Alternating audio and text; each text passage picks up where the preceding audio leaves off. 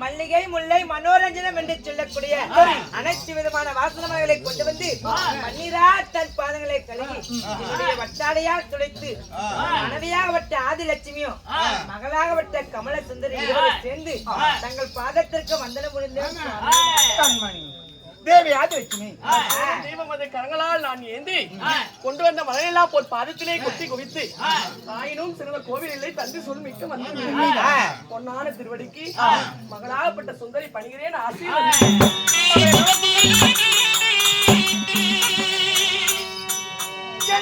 பணிந்த பிறகு கடற்கூந்த நெடிய உலகிலே வாழ்ந்திருப்பர் வையகத்தில் கோடி காலம் சிறப்பாக வாழ வேண்டும் மகளே.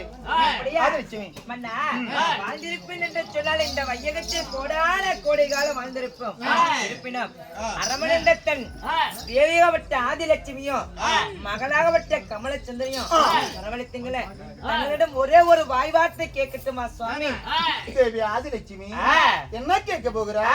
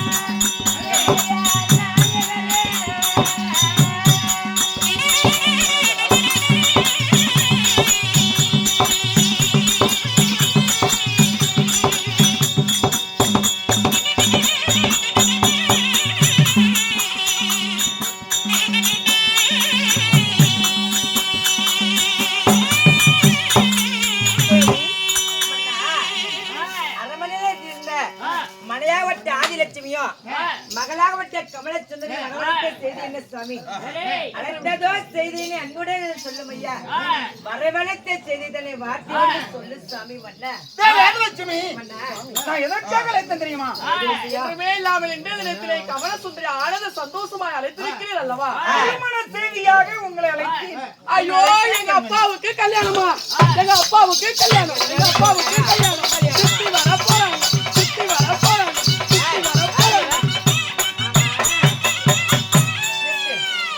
கொப்பனுக்கு கல்யாணங்களைய நான் என்ன மொண்டியா மொடவானியா எனக்கு என்ன குறம் கொப்பனுக்கு கல்யாணம் கல்யாணங்களைய எதுக்கு இப்படி ஆனந்த சந்தோஷம் அப்பா கேளுங்க எல்லாம் கொண்டாட்டமா கொப்பனுக்கு கல்யாணங்கிற நல்லா இருக்குது நாய் சீல இருக்குது சாயம் இருக்குதுயா எங்க அம்மாக்கு நாரா தோடாக்கள் இருக்குதா இல்ல மொண்டி முழக்கா இருக்குதா எங்க அம்மா நல்லா தானே வாய் பேசுதுல ஊமையாட்டங்கள் இருக்குதா அம்மா குத்துக்கல்லாட்டு வச்சுக்கிட்டு தரமா எனக்கு சித்தி வர போறாங்களாப்பா நீங்க கல்யாணம் பண்றீங்களா எனக்கு திருமணம் இல்லம்மா எத்தனையோ மனைவி இருக்காங்க உன் தாய் இருக்கிறல்லவா யாருக்கு திருமணம் தெரியுமா எத்தனையோ மனைவி இருக்குங்கிறது அது அப்பேற்பட்ட விஷயம் எத்தனையோ மனைவி இருந்தாலும் அப்படியா எப்பேற்பட்டவ உங்கள் உள்ளத்திலேயே குடியிருக்கிறவ மார்பு மீது குடியிருக்கவ மங்களலட்சுமி மார்பில வைத்திருக்கேன் அல்லவா நான் என்னங்கிறேன்னா நீ வயசாகி போச்சு இனிமே உன் கட்ட செல்லாதுன்னு அப்பா வந்து வேற பொண்டாட்டி பாத்துக்கலான்னு எங்க அப்பா திட்டம் தீட்டிட்டாப்படு பேருக்குதான் கடவுள்னு போற பக்கம் எல்லாம் பொண்டாட்டி வைக்கிறது ஏற்ற இந்த கடவுளுக்கு மேல அப்படியா கமல சுந்தரி சங்கடப்படுத்துற மாதிரி பேசுறாங்க கல்யாணக்காரு என்ன சொல்லுங்களே யாரு கல்யாணம் சீக்கிரம் சொல்லுங்க யாருக்கு தெரியுமா தொங்கிருவேன் தேவி நம்ம மகன் கமல சுந்தரிக்கு தான் திருமணம் விடிந்தா திருமணம் இப்ப தாண்டியா எனக்கு மனசு நிம்மதி ஏன்னா காலாகாலத்துல நம்ம வீட்லயும் ஒரு 16 டக்க பருவமங்க இருக்கிற வயசு பிள்ளைக்கிற சீக்கிரம் கல்யாணம் பண்ணி என்னைக்கு நீங்க சொல்லுவீங்கன்னு பார்த்து இன்னைக்கு தான் சொல்லி இருக்கிறீங்க உண்மைதான் தேவி அப்படியா ஆமா மகளுக்கு தான் கல்யாணமா மகளுக்கு விடிந்தா திருமணம் இந்த செய்தியை மகளிடத்தை சொல்லலாம் அது அப்புறம் சொல்லலாம் மகளுக்கு கல்யாணங்களே சமுதிரம் எப்படி நம்மளோட நல்ல வசதியானவங்களா சொத்து பத்து பிள்ளைக்கு தேருமா ஏன்னா நம்ம ஒரே பிள்ளைங்க என்ன யாருக்கு தெரியுமா சுந்தரி யாருக்கு திருமணம் உனக்கு தம்மா எனக்கு கல்யாணம் நானா கல்யாணம் பண்ண போறேன் நான் உங்க வீட்டுல உங்களுக்கு என்ன நான் என்னப்பா தொந்தரவு பண்றேன் நான் பாட்டுக்கு காலையில எந்திரிச்ச உடனே பல்லு விளக்குறேன் மூஞ்சியை கழுவுறேன் குளிக்கிறேன் பேக் எடுக்கிற பள்ளிக்கூடத்துக்கு போறேன் வீட்டுக்கு வரேன் இதுதான் என் தொழில் இதுதான் என் வேலை அன்றாட பள்ளிக்கூடம் சென்று உங்களுக்கு ஏதாவது நான் தொந்தரவு தரேனா இல்லை ஏனென்றால் 16 வயது அடைந்து விட்டாய் அல்லவா கண்ணன் அதாவது 16 அடைந்த பெண்ணை ஒரு வீட்டில் வைத்திருக்கிறார் கண்ணன்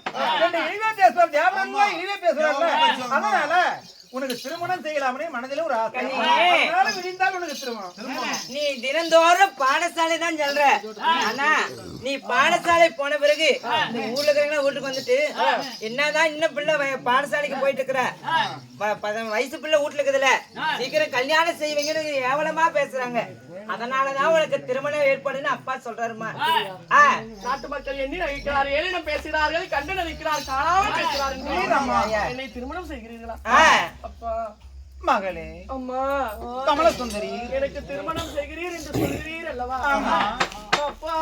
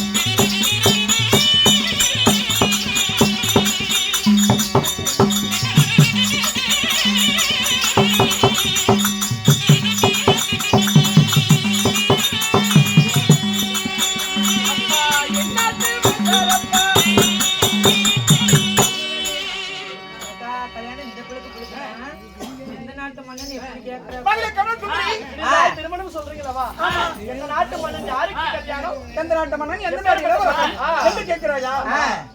மகளே கமலசுந்தரி, அர்ச்சனாபுரத்து வேந்தனாகி 60 கோடி மகனாகிய துரிய மகன் லட்சுமிகுமாரனுக்கு உனக்கு கொடுப்பதாக நான் பரியங்கள் பெற்றுட்டேன்.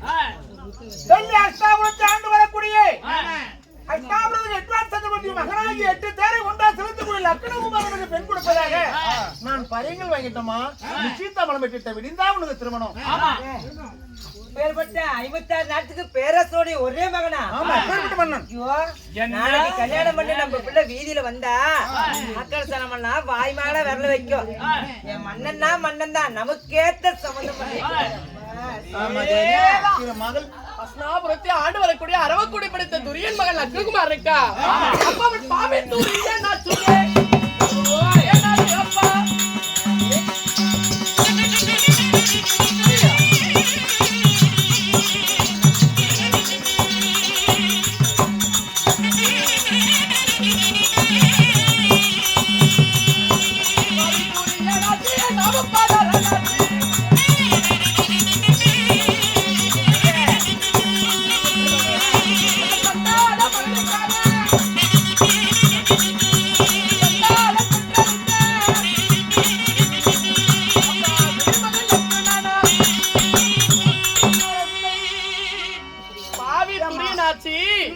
என் நாவு பதறலாச்சு. சண்டால துரிய மகன் லக்ஷ்மணுக்கு போய் பொண்ணு, அதாவது பொண்ணு பார்த்து என்கிட்ட கூட ஒரு வார்த்தை கேட்காம நீங்க நிச்சயதாமலம் பெற்றுட்டீங்களா? உங்களுக்கு என்ன தைரியம் இருக்கும்? ஒரு மகளை கொடுப்பது உன்னை நிரூபிக்கமா கேட்கணும். ஏனென்றால் டெல்லி அஷ்டாபுரத்தை ஆண்டு வரக்கூடிய நாடு இல்லையா, நகரம் இல்லையா, சொத்து இல்லையா, சுகம் இல்லையா, அவர் எப்பேற்பட்ட மன்னன்? அவருடைய மகனுக்கு பெண் கொடுக்காம மற்ற யாருக்கும் கொடுப்ப? அதனால என்ன எது கேட்கணுங்கிற? ஆமா, நான் தானே போய் வாழ்றவன்.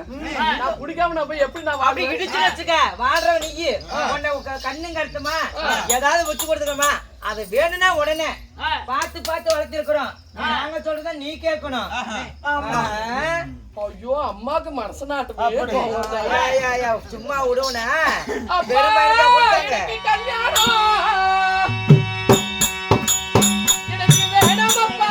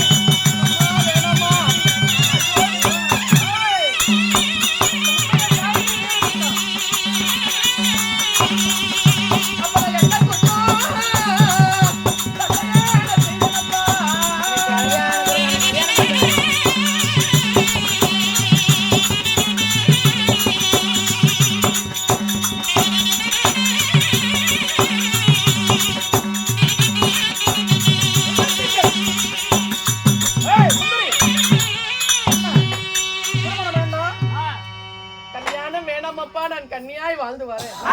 திருமணம் வேணா தந்தையே, நான் திருமகளாய் வாழ்ந்து வரேன்.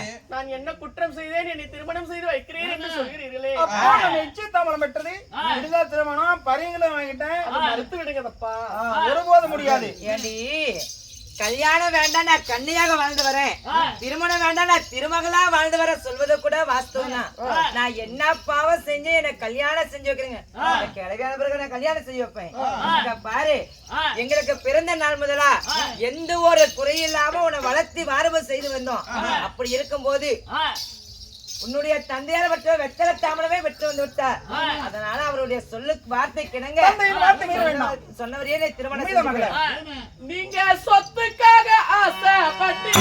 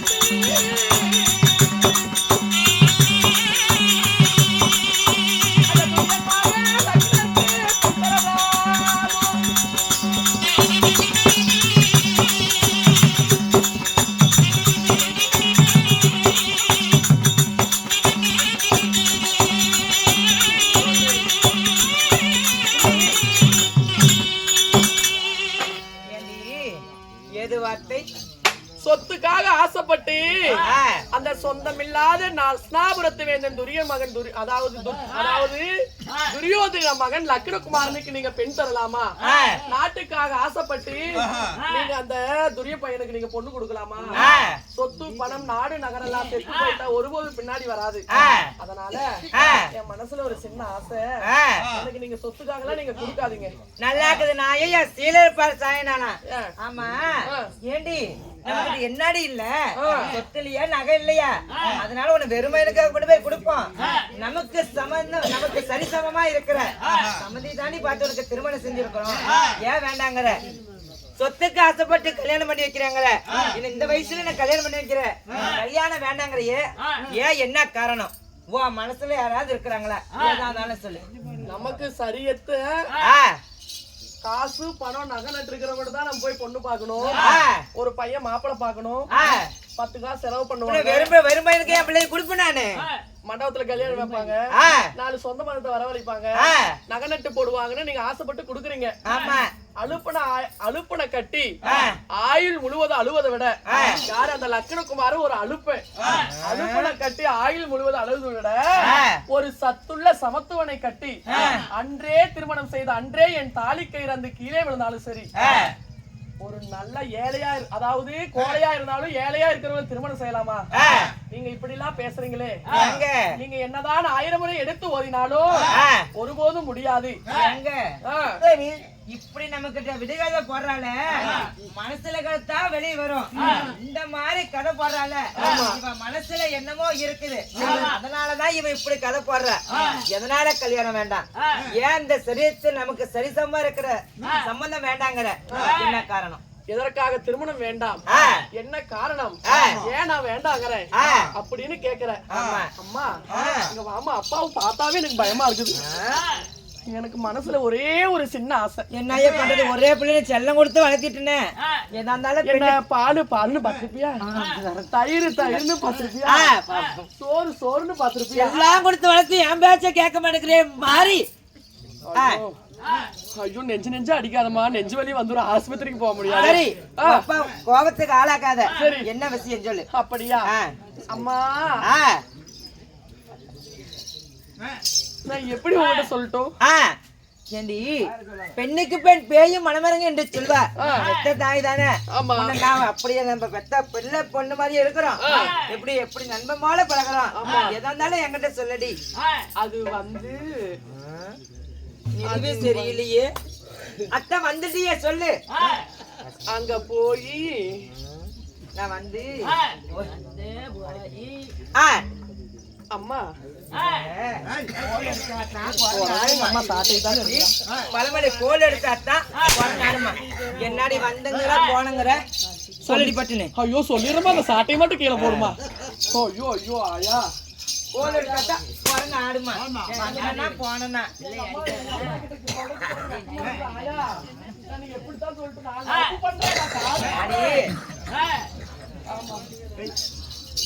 நானு என் மனதிலே ஒரு காதல் இருக்கிறது.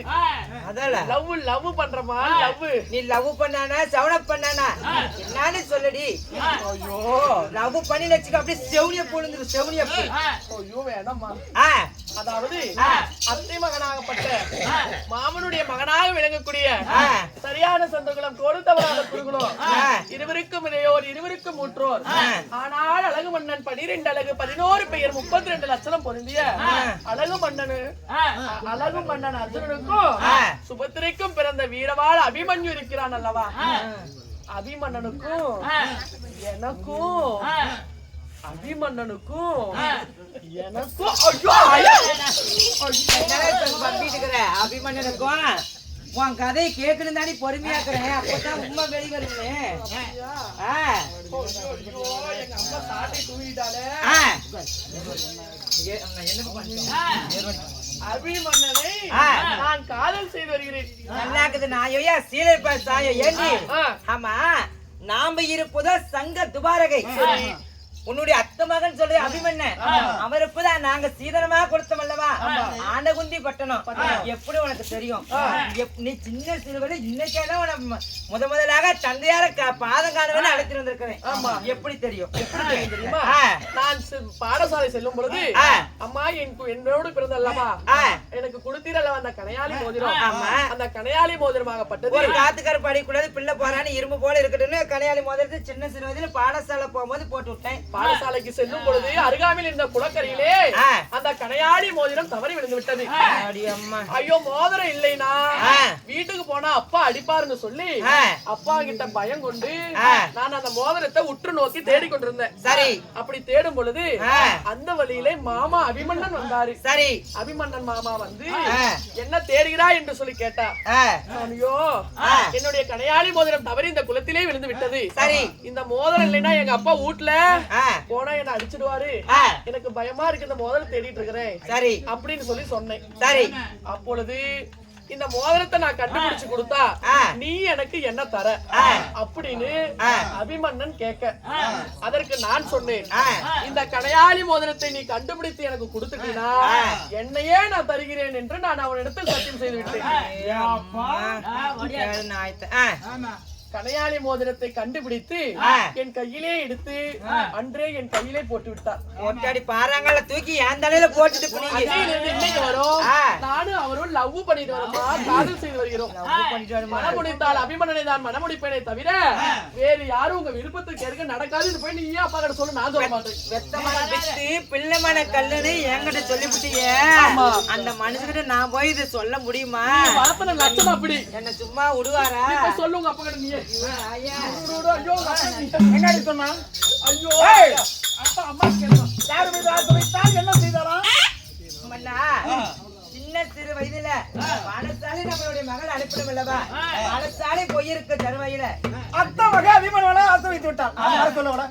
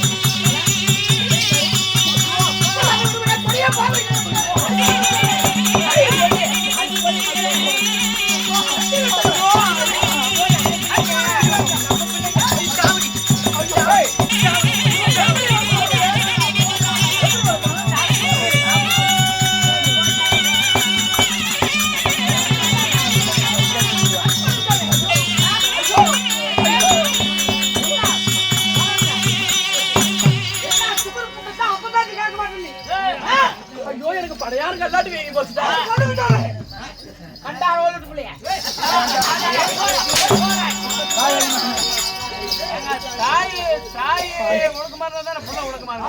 அம்மால எப்படி எல்லாம் கேக்குது? கண்ட கண்ட நாயெல்லாம் பாரு எப்படி கேக்குது. விடிந்தா திருமணம், விடிந்தால் அக்குனருக்கு உனக்கு கொடுப்பதாக பறி வாங்கிட்டேன். தந்தை வார்த்தை மீறக்கூடாது. நான் கேக்குறேங்க. இங்க பாரு, இந்த ஓட்டக்கண்ணில தண்ணி விடுறது என்கிட்ட வச்சுக்கோ, அப்படி இடிச்சு விட்டுவேன்.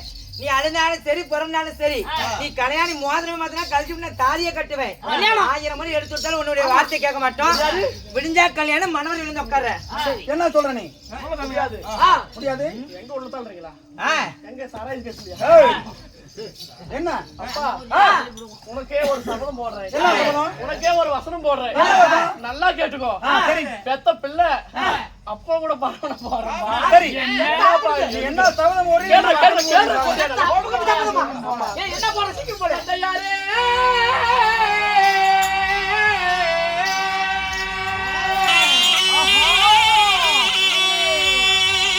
தயாரே ஒரு வசனம் சொல்வேன் கேளா.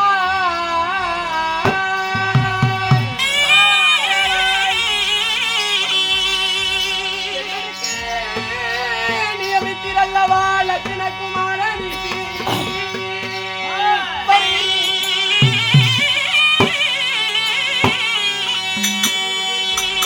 கல்யாண பந்தலில் வேந்தர்களை அடி அடியாய் தான் நிறுத்தி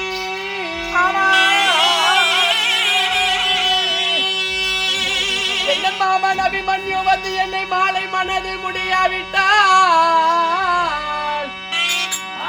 உங்கள் மகன் சுந்தரி அல்ல தந்தையே.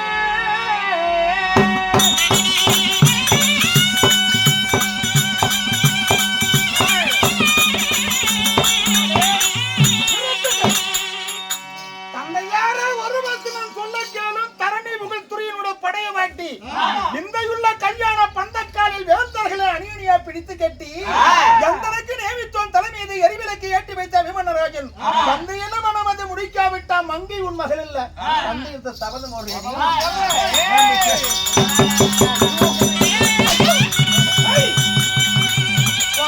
பாக்குறேன். சொல்லாம நீ எப்படி பண்ணி சொல்ல? என்ன நான் சபதம் வைக்கிறவன் நான் சபதம் மனசார நான் சொல்லணும்ல. நான் சொல்லாம அதுக்கு என்ன அர்த்தம்? அதுக்கு எங்க அப்பனே சொல்லிவிட்டு எங்க அப்பனே போற மாதிரி உனக்கு மானத்தை வாங்கி விட்டுருவணும் நீயே சொல்றியாமா?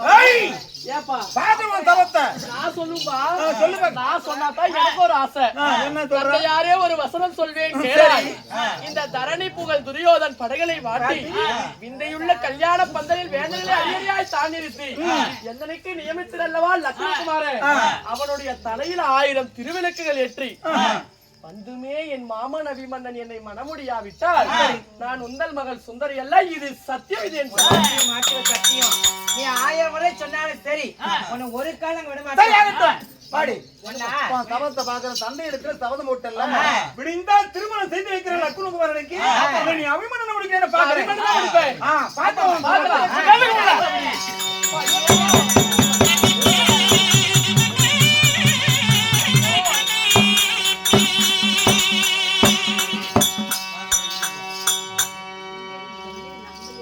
சீக்கிரம் எடுத்துட்டு வாடா ஓலை. சீக்கிரம் ஓலை எடுத்துட்டு வா. லிகிதம் கொண்டு வந்துட்டியா? பேனா கொண்டு வந்துட்டியா? முன்ன பிள்ளையார் சொல்லி போடு. புடி புடி புடி. இங்கி பாராயா எங்க பிடிக்கிறான்னு. ஏச்சி வருமா எங்கடா இருக்கிற? பிள்ளையார் சொல்லி போடணும். பிள்ளையார் சொல்லி போட்டு ஒரு நல்ல காரியம் எழுதணும் இல்லையா? சரி மேம். திரு ராஜாஸ்ரீ சரி ராஜஸ்ரீ ராஜகணம் முடிந்திய மதிப்பிற்கு மரியாதைக்குரிய உன் அன்பு காதலை சுந்தரி எழுதக்கூடிய நிருபம் என்னவென்றால் அன்பு காதலி சுந்தரி எழுதக்கூடிய நிறுவனம் என்னவென்றால் அபிமன்னன் மாமா அபிமன்னன் மாமா விடிந்தால் வெள்ளிக்கிழமை என் தந்தையார் அஸ்னாபுரத்தை ஆண்டு வரக்கூடிய அரவக்கொடி மைந்தனாகப்பட்ட லக்னகுமாரனுக்கு திருமணம் செய்வதாக நிச்சய தாம்பூலம் மாற்றிவிட்டார்.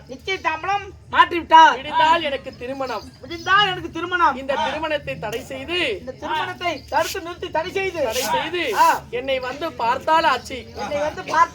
என்னை பார்க்காவிட்டால் அக்கினி தீயை மூட்டி நெருப்பிலை மாண்டு மடிந்து விடுவேன்.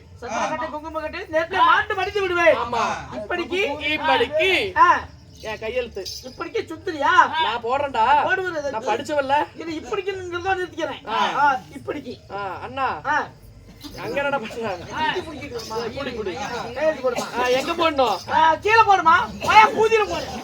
இவன் தான் கீழே போடுனா நான் கீழே போட்டேன். கீழே போட சொன்னேன். நீங்க கீழே போடு. வியக்கமா சொல்லுண்ணா.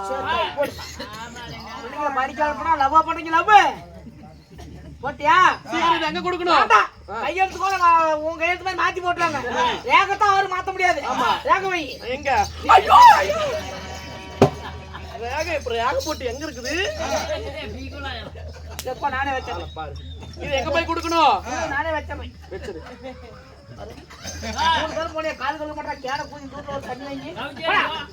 ஏண்டா மந்திரி இது கூட வவால் பூச்சில போடுறேன். வவால் பச்சில் போடாத, நேரடியா நீயே போய் கொடு. அவன்கிட்ட கொடுத்தா அவரே கொண்டு சேர்த்துருவா. உனக்கு வேணுங்கிற கூலி நான் கொடுப்பேன். போயிட்டு வரேன். கனவு கண்டுட்டு அக்கமா வைமன் வருவா. சீக்கிரம் போய் கொடு. அவர் ஏன் நினைச்சிட்டு நான் சிறையில் இருப்பேன்? சீக்கிரம் வந்து என்ன கல்யாணம் பண்ணி சொல்லு. சரி போயா வரட்டா? Tata bye bye see you. Tata bye bye. பேரகோல சண்டை போட்டு எடுத்துக்கலாம் போ. அறிவேங்க வேறங்களே. அவ கூதி என்ன பண்றா? என்ன பண்றா? அதாவது மாமன் மகனாகப்பட்ட கமல சுந்தரி ஆனகுந்தி பட்டணத்திலே வந்து வரக்கூடிய அதாவது அத்தை மகன் அபிமன்னனுக்கு இந்த செய்தி விகிதத்தை எழுதி அனுப்ப இந்த விகிதத்தை வாய்வுதான் கொண்டு சென்று கொண்டிருக்கிறார். அதே நேரத்தில் ஆனகுந்தி பட்டணத்தில் இருந்து இதோ அபிமன்னரான சபைக்கு வருவதும் காண்க.